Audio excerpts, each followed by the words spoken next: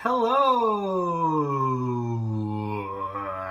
Kendrick Lamar is a rapper from Compton. This is his fourth full-length album. Need a drink for this one. I have loved Kendrick Lamar's work in the past. He had like this one little album, I don't know if you know of it. It came out a couple of years ago. It's called To Pimp a Butterfly. That was pretty cool. Also, Good Kid, Mad City is a great album. And Section 80 is also pretty darn good. And now we got this new one over here. I've never always been a fan of Kendrick's work. At first, he really kind of got on my nerves with his voice and his vocal style, the way he would change his voice throughout his verses. Though I had to give it to him that he was definitely a good lyricist. He definitely did not write tasteless rap songs. He had taste. He wouldn't write songs that were like offensive or anything. I just thought he wasn't for me, but then I listened to Pimp Butterfly a ton of times and I realized, it was just a matter of, him gelling with me, I think, a little bit more. And so, because I like To Pimp a Butterfly a lot, I was looking forward to this thing. And this album is definitely interesting. First thing I want to get out of the way, I don't think it's bad at all. I do not have bad feelings against this album at all. Though, one thing I will say about this record is it feels like Kendrick is doing his own version of an album that I loved from a couple years ago, the same year that To Pimp Butterfly came out, and that's Earl Sweatshirt's last album, I Don't Like Shit, I Don't Go Outside. That album is similar to this one in that the production seems a lot more DIY. It seems a little bit more textured. It seems way more close and up close and personal, though not 100% of the time. Obviously, this is Kendrick. It's going to sound like a Kendrick project. It's going to have some bangers. It's going to have some introspective cuts. And it's not going to have the same type of darkness and gritty wordplay that I'm known for Earl Sweatshirt to give. No, this is a Kendrick Lamar project, so you're going to get some pop rap songs on here, like DNA, which is awesome. Element is awesome. The lead single from this thing, Humble, which honestly is probably my least favorite banger on the entire project. No offense. I don't know why people were freaking out about this song. I don't like the beat. I think the beat is kind of cheap. I don't mind a lot of Kendrick's lyrics. I don't mind the hook. I just wish the beat sounded like it wasn't made by somebody who has like a year of production experience. Like, this beat just sounds so flat. It has this piano sound on it and this synth sound on it that sounds like it's like the first preset you get on any like audio workstation on the market.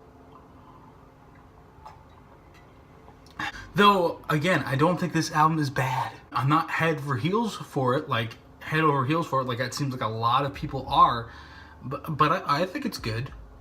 It's a good project. It's nowhere near as good as Good Kid, Mad City. It's nowhere near as good as To Pimp a Butterfly. It's a different type of project. It's a good project, and it has some fantastic moments on it. Tracks like DNA, Element, the track Feel is really good. The tracks like Ya actually shows Kendrick doing stuff that's very similar to that of Drake, and he kind of does Drake's thing better than Drake does his own thing. The cuts Pride and Humble do complement each other very well, and even though I was very lukewarm on Humble when it came out, it does sound somewhat better in the context of the record because of the way that a lot of the songs on here are connected. Like, for example, not just Humble and Pride being next door to each other, but also Lust and Love, which are two tracks that kind of underwhelm me on the project. They're not bad.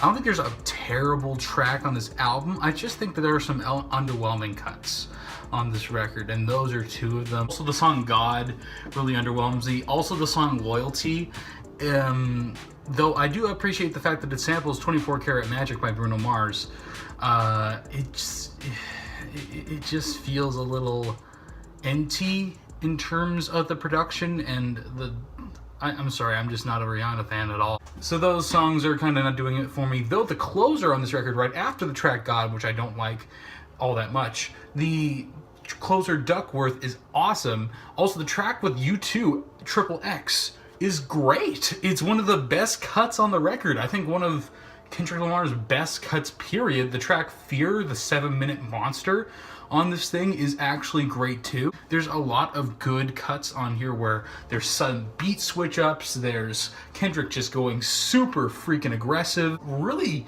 going hard on some of these tracks, and he's complementing it with some of the most easygoing tracks he's ever done as well. It's a weird juxtaposition on this album, and I don't think it goes over well 100% of the time. I do get that there's a big concept behind this record and stuff like that, and I do like a lot of the songs on this record instrumentally, but even the songs that I like the most instrumentally, and I think have a great core to them to a certain extent, like Pride, for example. I love the sample, the guitar sample on that track. I wish it went more places. It just feels so stagnant, I guess, or it feels like there's not enough structure to the track for me to really love it.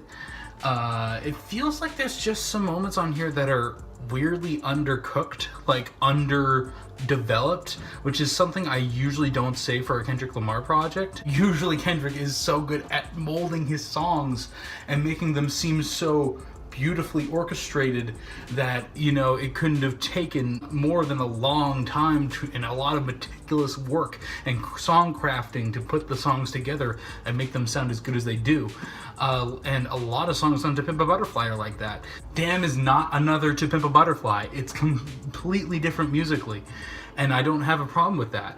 I just wish that maybe he took a little bit more time to develop these songs on this record. The songs themselves, I mean, this is still a good project. I mean, even Kendrick kind of rushing himself, it sounds like on this record, even when Kendrick is semi-rushing on this project, it sounds better than like 80% of rappers. I'm not taking anything away from this project just because it's kind of close to his last album, which came out 2 years ago, and I still think that's close because it was such a magnificent, big album. This album, I mean, I just wish he could have kept working on this thing for another year, and I think it could have been another masterpiece, but I still think it's a good record. Who knows, it might grow on me. I'm liking it a ton. I'm not loving it. I know I've said a lot of kind of stuff where I'm like, I'm not feeling a bunch of tracks, but the tracks on here that are good are so good, it pulls this record up so much.